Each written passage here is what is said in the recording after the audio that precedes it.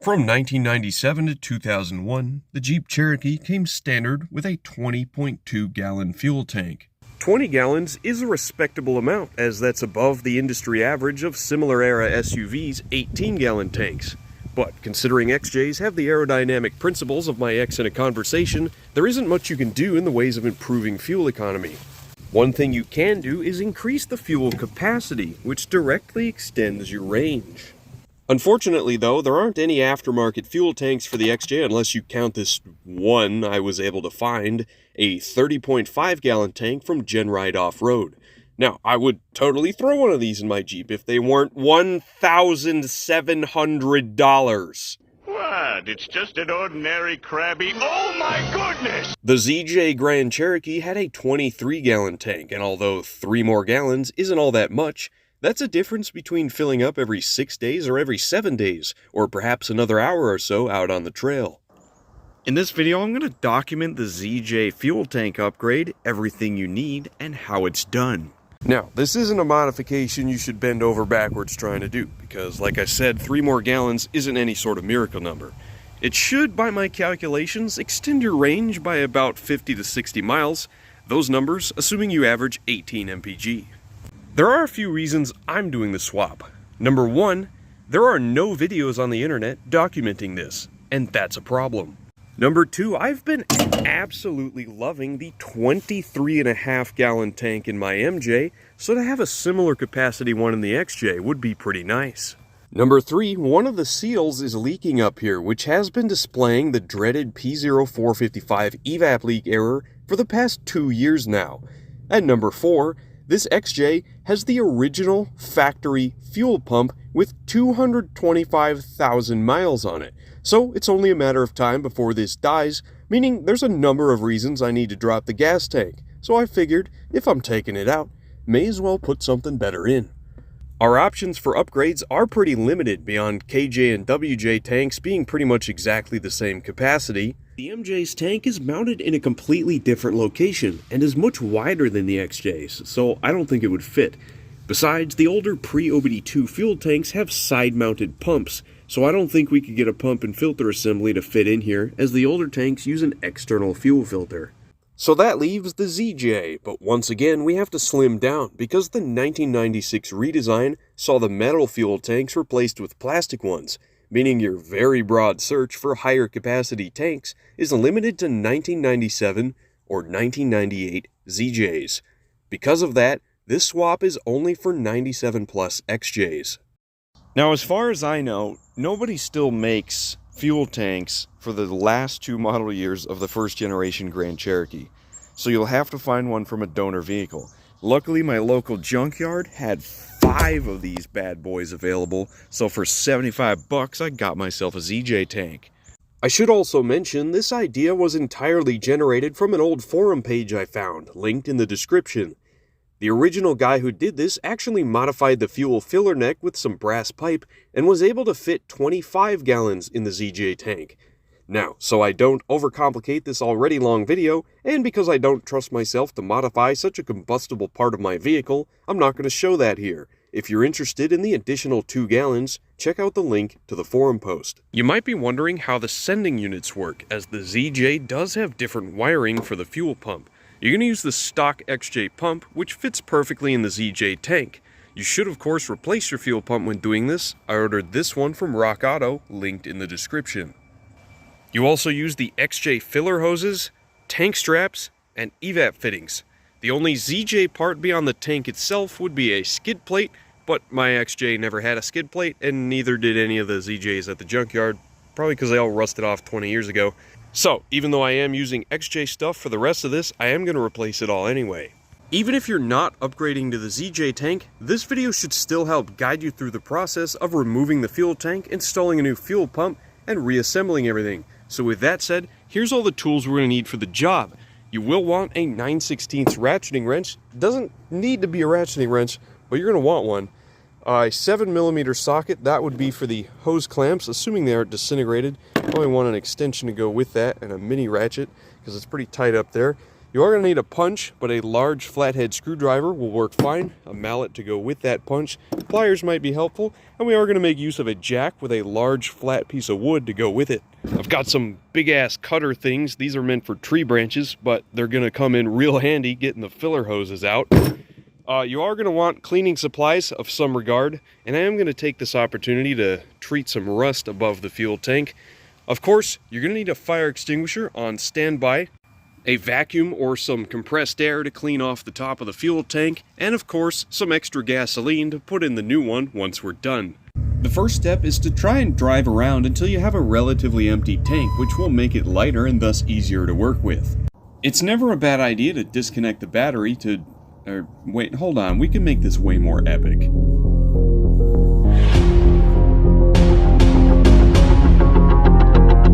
Put a paper towel under the fuel rail and unscrew this cap to reveal a Schrader valve. Press the valve in with something to release all the fuel pressure.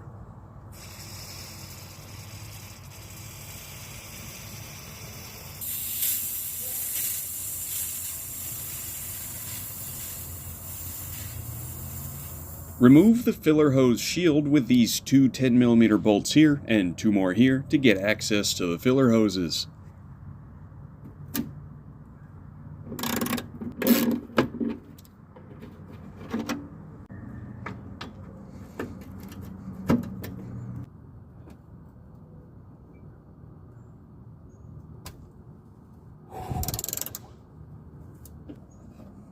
If you have a trailer hitch, you might need to knock the shield free by poking it with a stick. There's a few ways you can go about this, and considering it's extremely tight in here and the hose clamps will probably just die if you touch them with a socket, I've opted to just cut the filler lines and be done with it. If you're on the fence about getting new filler hoses, just do it. You'll thank yourself very much. With the lines cut, unscrew the four 8mm bolts mounting the fuel cap thingy to the body. And you'll be very pleased to know this doesn't just come out, no, we have to take off the vent hose to fit it through. So with the bolts out, you can rotate it freely, which makes fitting a mini ratchet up here a lot easier. I had to use a 1/4-inch socket on this clamp because it's stripped using a 7mm.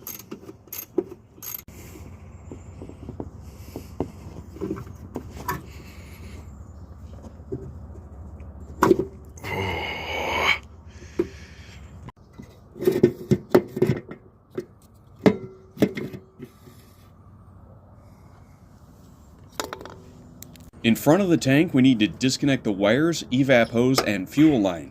The electrical connector is a pretty universal style. The evap hose in my case has a small clamp on it because I've replaced the hard line that would normally be here with a rubber line chasing that damn evap leak. Either way, it just slides off. The fuel line has a connector that's disengaged by pressing in the two tabs and sliding it off.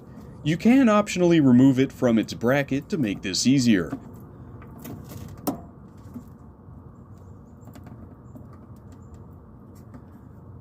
There will be some fuel in it, so be careful where you put your face, and... oh yeah, where's safety glasses? That's a good idea, I should have brought that up earlier.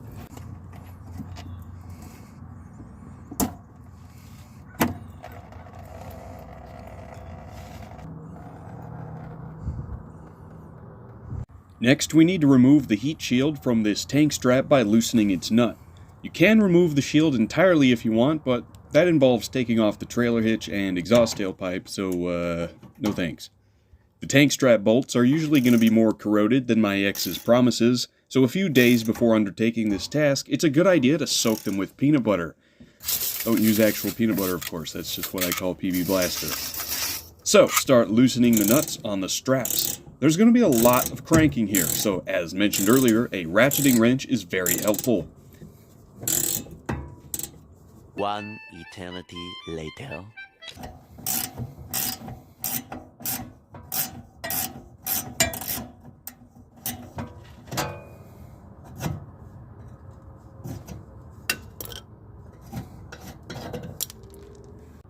Oh, you thought we were done with that? Oh, no. Oh, no. Now, you don't need to remove these nuts entirely, just get them loose enough to pull the tank strap upwards to unhook the J-bolt from its notch in the frame.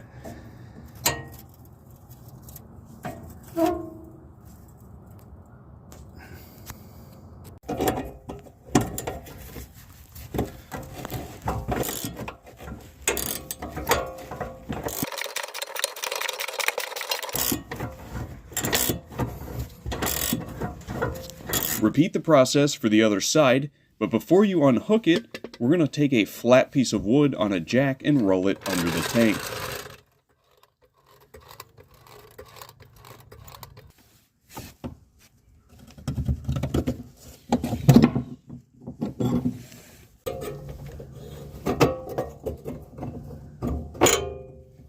The tank should now come out, and by slowly lowering the jack and tilting it towards the passenger side, I can slide the whole thing rightwards and claim victory.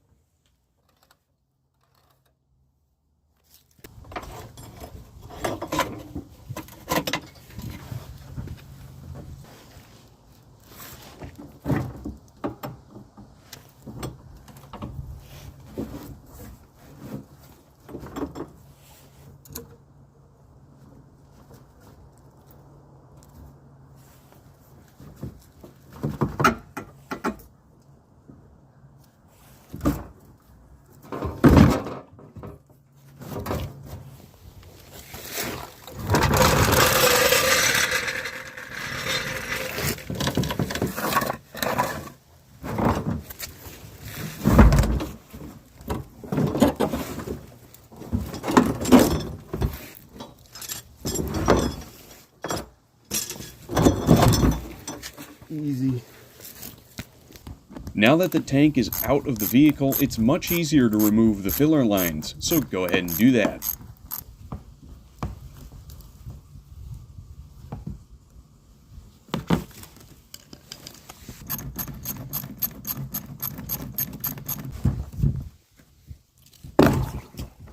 The fuel pump is secured by a plastic lock ring that unscrews counterclockwise. Before we take that out though, importantly disconnect the fuel line in the same way as before, as we'll need to reuse this with the new pump.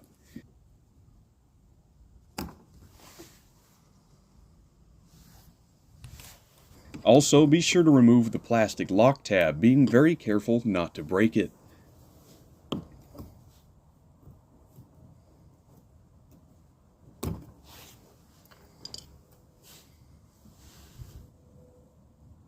Before removing the lock ring, we need to clean off the top of the tank with a vacuum or some compressed air.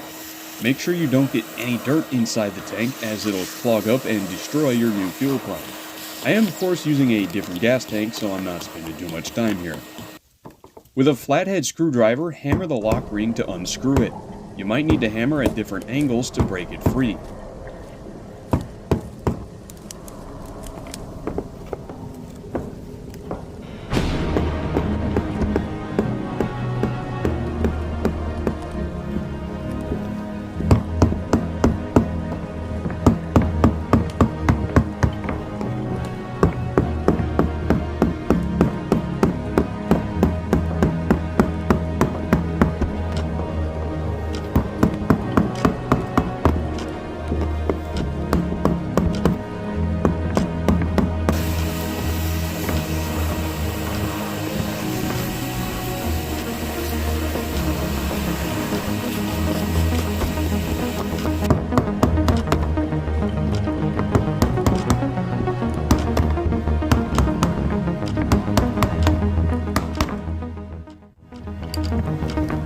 Now it can be removed and the fuel pump is ready to come out. Be careful with this because it'll be full of gasoline, so with a fire extinguisher on standby, I'll slowly raise the fuel pump out of the tank and dump any fuel that remains back into it.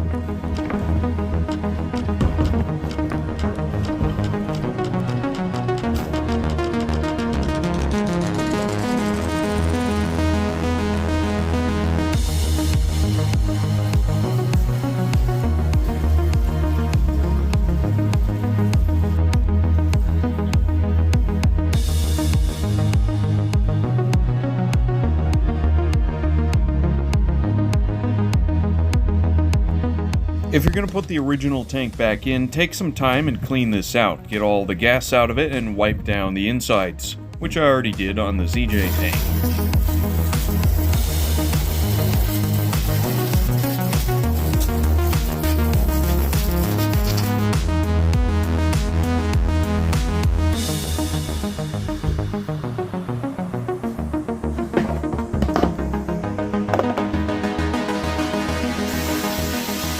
I took some time with the gas tank out to grind down a lot of the rust in the general area.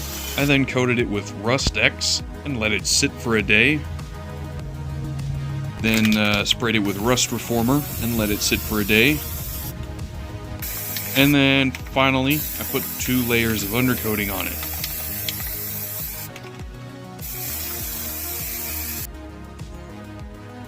So, I guess how you're supposed to do this is you put the fuel pump seal in the gas tank, and then you gotta lower the fuel pump in and press it into place. It's pretty difficult because it is spring-loaded, and I guess nobody else out there seems to have any problems doing this, but I sure did.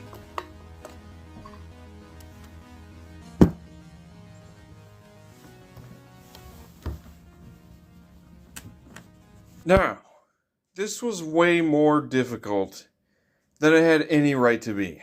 The next probably 10 minutes of this video are going to be me telling you how to get the fuel pump in the tank. So if you don't care and aren't an amateur like myself, then you can just skip to the next chapter. So you might notice I'm in my basement right now, and that's because no matter what, the fuel pump would not go in the tank with the seal. It would not. No! So we let the tank sit inside by the fireplace for a good while we let the pump sit outside in 25-degree weather. And we coated the O-ring with butter after WD-40 and axle grease were not working. And even still, it wouldn't slide in. So I'm going to try to demonstrate with the old fuel pump here. So this is the old XJ tank and fuel pump and seal. So, what I find incredibly inconvenient is that the Haynes manual doesn't have a section for how to remove the gas tank or the fuel pump for the 97 plus model. Look at this, I can't even get this on here now. Another thing is that every video out there conveniently cuts the moment the fuel pump slides in. A lot of them don't clarify whether this ring needs to be on the pump or on the tank first. That's kind of an important thing to know. They just kind of go like, alright, so now you're going to slide the fuel pump in like this. And then, alright, and then now you put your lock ring on. And like, no, hold on just a minute. Hold on.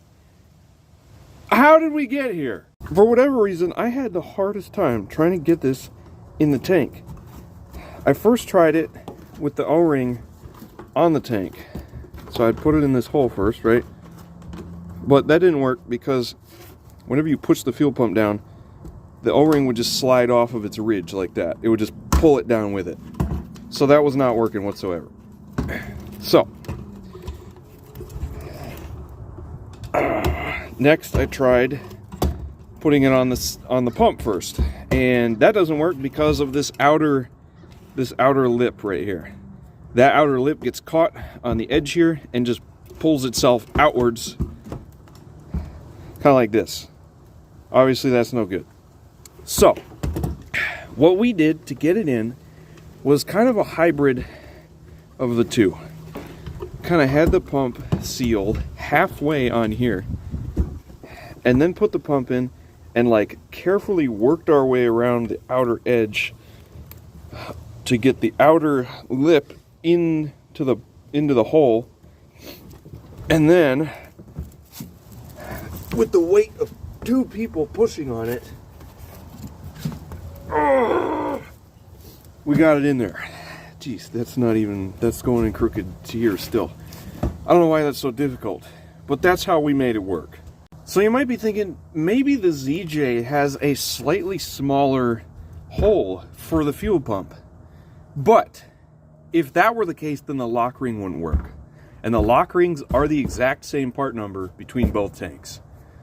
So, not only that, but the diameter of this part right here is 42.5 centimeters on the XJ pump, 42.5 on my new one, and I actually went to AutoZone and got a ZJ pump out of the box and measured it with bi tape, and it was 42.5 centimeters. The only difference with the ZJ pump is the wiring connector. That's the only difference. An entirely different part number for a different connector. Everything else is the exact same. It's the same height, it's the same depth, it's got the same level sensor, etc., etc. It's all the same. So the O-ring I got with my Delphi fuel pump was actually slightly bigger than the O-ring that came off of the XJ. I mean, this almost fits inside of here. It's not much of a difference, but it is slightly bigger. And I figured that might be throwing off our fuel pump. This hardly even fits in here without the pump in there.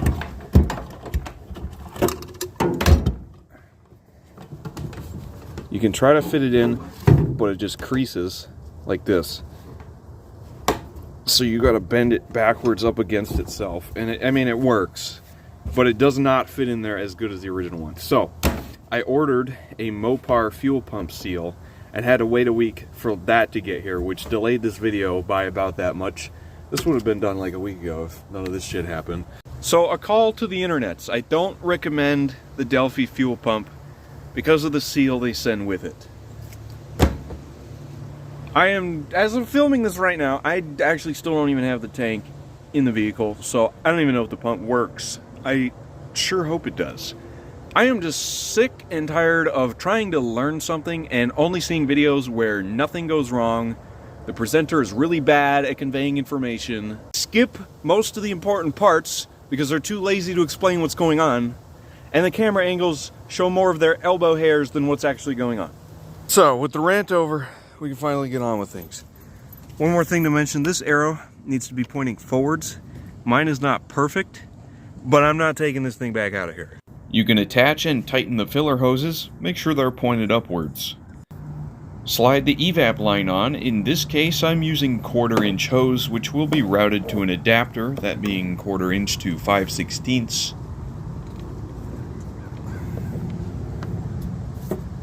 And this short fuel line from the old pump, slide the blue lock tab in it, and then slide it onto the pump until it clicks.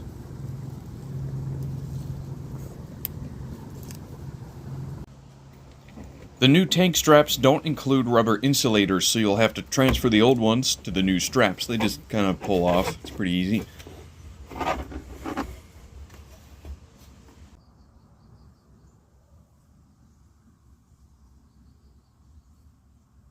So with the new straps hooked in the back bumper, carefully maneuver the tank up into place. You'll have to poke the filler hoses through their slot and avoid destroying the heat shield.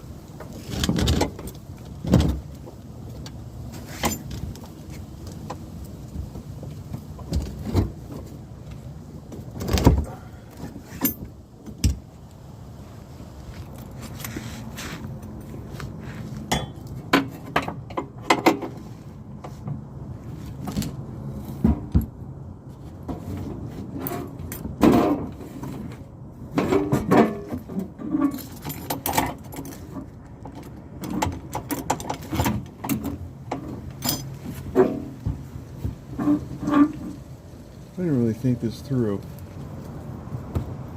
With the J-bolts very loosely attached, hook them into the frame slots.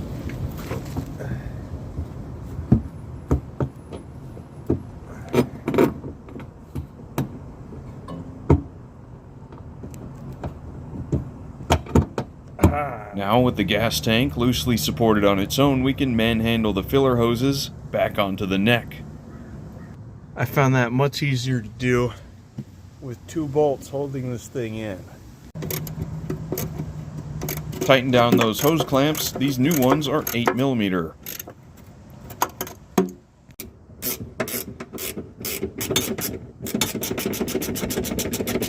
I'm losing my mind. There is no torque spec for these. They just go tight so that the straps are nice and flat against the tank. I've tried to move it. I can't move it. It's held in there pretty securely. Before you tighten this one all the way, though, slide the heat shield thing over it because you can't get that on if it's all the way tight. So There's one more nut to crank down. I had to reuse this one because I did not receive a new one with my new parts. But now I can plug in the electrical connector. I don't know why that cord is so long. Let's go until it clicks. Slide the lock tab over. Plug in your evap line. I already did that. And then the fuel line, you got to take that gray plastic thing off of here the same way as before. And then, oh boy, it just went on so slowly and gradually that it didn't click, but it is all the way on there. Yeah, all right. So here's our fitment.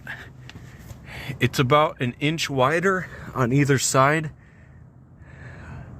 I mean, that's pretty tight, but that still fits. It goes a little bit farther forward, but nothing at all interfering with anything. That's the ZJ tank in there. I've performed some thorough rust cleaning on the filler hose shield, and with a small notch cut out for the trailer hitch, this can be installed next. I do all this undercoating work and don't top it off with the bolts. I truly am a madman. Alright, everything on the underside's done. I've just put the 4 bolts here on the filler neck and reconnected the battery. Now all I gotta do is put some gas in it, which hopefully I remember how to do. Jesus.